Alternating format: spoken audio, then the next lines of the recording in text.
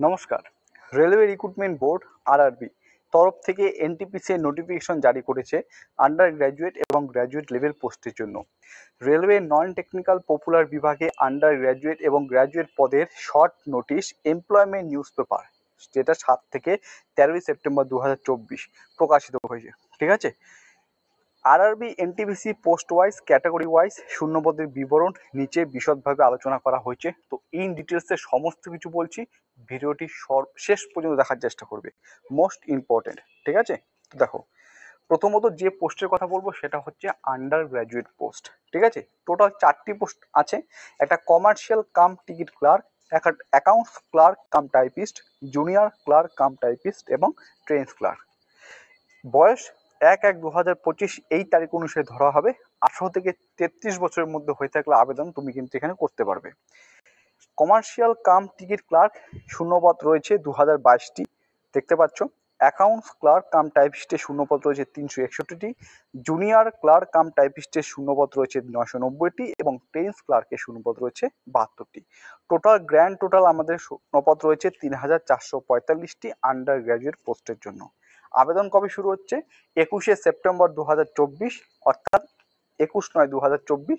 আবেদন শেষ হচ্ছে অক্টোবর মাসের 20 তারিখে। ঠিক আছে, তো পুজোর আগে একটা খুব ভালো শূন্যপদ বা ভ্যাকান্সি কিন্তু তোমরা পেতে চলেছো। যদি তুমি উচ্চ মাধ্যমিক পাস করে থাকো তাহলে কিন্তু অবশ্যই তুমি এখানে ফর্ম ফিল আপ করতে পারবে। কিন্তু তারপরেও এখানে অনেক কিছু জানার আছে। কি জানার আছে সমস্ত কিছু এই ভিডিওতে বলবো, এর জন্য তোমাদের প্রত্যেকে বলছি ভিডিওটা তোমরা কন্টিনিউ করার চেষ্টা করো।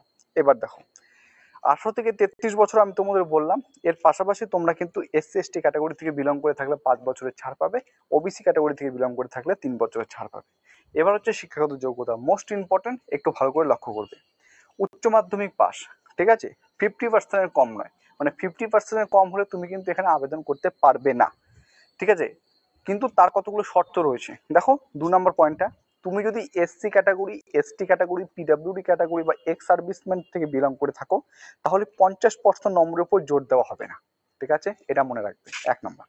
2 নম্বর, 3 নম্বর পয়েন্ট বলছে যারা উচ্চ মাধ্যমিকের থেকে বেশি যোগ্যতা সম্পন্ন তাদের 50% নম্বরের উপর জোর দেওয়া হবে না। ফর এক্সাম্পল, উচ্চ মাধ্যমিকের থেকে বেশি যোগ্যতা সম্পন্ন কেউ যদি গ্র্যাজুয়েট যোগ্যতা সম্পন্ন হয়ে থাকে বা পোস্ট গ্র্যাজুয়েট যোগ্যতা সম্পন্ন হয়ে থাকে, সেক্ষেত্রে উচ্চ মাধ্যমিকে তুমি কত শতাংশ নম্বর পাও না কেন সেটার উপর জোর দেওয়া হবে না। 50% পেলে কি না পেলে সেটার উপর জোর দেওয়া হবে না।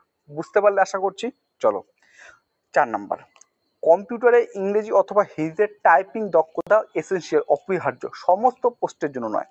4টা পোস্ট দেখালাম আন্ডার গ্র্যাজুয়েটে, কেবলমাত্র অ্যাকাউন্টস ক্লার্ক কাম টাইপিস্ট এবং জুনিয়র ক্লার্ক কাম টাইপিস্ট পোস্টের জন্য, মাত্র 2টি পোস্টের জন্য। ঠিক আছে, ক্লিয়ার? এবার আমরা ঢুকতে পারি গ্র্যাজুয়েট পোস্টের ক্ষেত্রে। টোটাল 5টি গ্র্যাজুয়েট পোস্টের কথা এখানে উল্লেখ করা হয়েছে। একটা chief commercial cum ticket supervisor, 2 number station master, 3 number goods train manager, 4 number junior accounts assistant cum typist, 5 number রয়েছে হচ্ছে ক্লার্ক কাম টাইপিস্ট। ঠিক আছে, তো এখানে তোমরা দেখতে পাচ্ছ বয়স 18 থেকে 36 বছরের মধ্যে হয়ে থাকলে কিন্তু তোমরা এখানে অবশ্যই কিন্তু আবেদন করতে পারবে। পাশাপাশি এসসি এসটি প্রার্থী হয়ে থাকলে তোমরা ছাড় পাচ্ছ 5 বছরের, ওবিসি প্রার্থী হয়ে থাকলে তোমরা ছাড় পাচ্ছ 3 বছরের। ঠিক আছে, তো এখানে যে টোটাল শূন্যপদ, সেই টোটাল শূন্যপদটা একটু দেখে নাও। যে চিফ কমার্শিয়াল কাম টিকিট সুপারভাইজারের ক্ষেত্রে শূন্যপদ রয়েছে 1736টি, স্টেশন মাস্টারের ক্ষেত্রে 994টি, গুডস ট্রেন ম্যানেজারের ক্ষেত্রে 3144টি, সব থেকে বেশি শূন্যপদ। জুনিয়র অ্যাকাউন্টস অ্যাসিস্ট্যান্ট কাম টাইপিস্টের ক্ষেত্রে 1560টি শূন্যপদ এবং সিনিয়র ক্লার্ক কাম টাইপিস্টের ক্ষেত্রে 732টি শূন্যপদ রয়েছে। ঠিক আছে, চলো, গ্র্যান্ড টোটাল যদি সবগুলো শূন্যপদ যোগ করি তাহলে হয়ে দাঁড়াচ্ছে 8113টি। ঠিক আছে, চলো, এজ রিলেশন তোমাদের বলছি। আবেদন শুরু হচ্ছে 14/9/2024, সেপ্টেম্বর মাসের 14 তারিখ থেকে আবেদন শুরু হচ্ছে, আবেদন শেষ হচ্ছে অক্টোবর মাসের 13 তারিখে। শিক্ষাগত যোগ্যতা, দেখো, এই গ্র্যাজুয়েট পোস্টের জন্য যেটা শিক্ষাগত যোগ্যতা, স্নাতক ডিগ্রি থাকলে তুমি এখানে অবশ্যই আবেদন করতে পারবে।